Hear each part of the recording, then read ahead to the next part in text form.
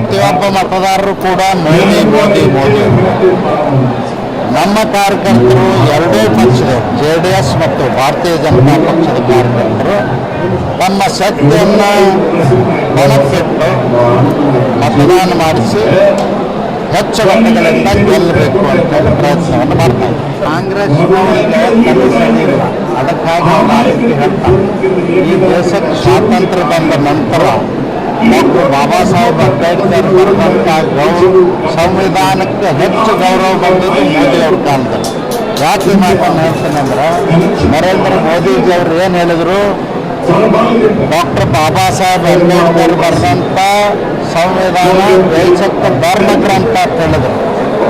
Doctor Baba Saheb Ambedkar ಬರೆದಂಥ ಸಂವಿಧಾನ ಇದ್ದದ್ರಿಂದಲೇ ನಮ್ಮಂಥ ಒಬ್ಬ ಸಾಮಾನ್ಯ ಮನುಷ್ಯ ಪ್ರಧಾನಮಂತ್ರಿ ಆಗಿನಂತ ಹೇಳಿದರು.